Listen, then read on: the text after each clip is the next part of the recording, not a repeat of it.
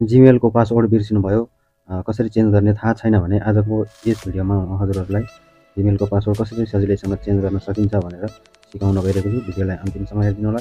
यदि च्यानलमा नयाँ हुनुहुन्छ भने च्यानललाई सब्स्क्राइब पनि गरिदिनु होला। त्यसको लागि सबैभन्दा पहिला आफ्नो मोबाइलमा रहेको जिमेल एपलाई ओपन गर्नु होला। ओपन गरिसकेपछि आफ्नो जिमेल आइडीको आइकनमा क्लिक गर्नु होला। तपाईँले यहाँबाट पनि गर्न सक्नुहुन्छ। यहाँबाट चाहिँ सर्टकटबाट तपाईँ सर्टकट हुन्छ। यहाँबाट चाहिँ हामीले आफ्नो जिमेल आइडीमा जान र यहाँबाट पनि गर्न सक्नुहुन्छ। तपाईँहरूले म यहाँबाट पनि सिकाउँछु। यहाँबाट जानु होला, थ्री डटमा जानु होला। थ्री डटमा गइसकेपछि सेटिङमा जानु होला। सेटिङमा गइसकेपछि तपाईँले जुन तपाईँको जिमेल छ, तपाईँले यदि धेरै जिमेल छ भने चाहिँ त्यसमध्येमा तपाईँले कुन जिमेल आइडीको पासवर्ड चेन्ज गर्न चाहनुहुन्छ त्यो जिमेललाई चुज गर्नु होला। त्यसपछि म्यानेज योर गुगल अकाउन्ट भनेको छ, त्यसमा जानु होला। त्यसमा गइसकेपछि सिक्युरिटीमा जानु होला।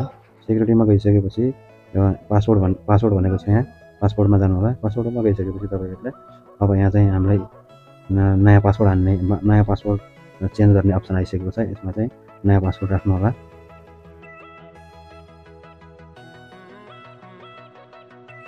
तपाईँहरूले पासवर्ड राख्दाखेरि एकदम स्ट्रङ पासवर्ड राख्नु होला, 8 डिजिटको राख्नु होला। तपाईँले यहाँ जुन न्यू पासवर्ड भनेको छ, यहाँ तपाईँले जुन पासवर्ड राख्नु भएको छ सेम त्यही पासवर्ड चाहिँ यहाँ मुनि पनि राख्नु होला।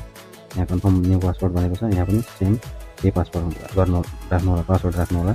दुइटै तल न्यू पासवर्ड र कन्फर्म न्यू पासवर्ड भनेको छ, यो चाहिँ म्याच हुनुपर्छ। त्यसपछि मात्र बल्ल तपाईँको पासवर्ड चेन्ज हुन्छ। त्यसपछि यहाँबाट मुनिबाट गएर पासवर्ड गर्नु होला। अनि त्यसपछि पासवर्ड चेन्ज भनेको छ, यहाँ गएर पासवर्ड चेन्ज गर्नु होला। यहाँ देख्न सक्नुहुन्छ यो पासवर्ड चेन्ज सक्सेसफुल्ली भनेको छ। यहाँबाट गएर गेट स्टार्ट गर्नु होला। त्यसपछि कन्टिन्यू गुगल अकाउन्ट गर्नु होला। यसरी तपाईँहरूले आफ्नो जिमेल आइडीको बिर्सेको जिमेल आइडीको पासवर्ड चाहिँ जिमेल आइडीको पासवर्ड तपाईँले बिर्सिनु भएको छ भने त्यसरी तपाईँहरूले सजिलैसँग चेन्ज गर्न सक्नुहुन्छ।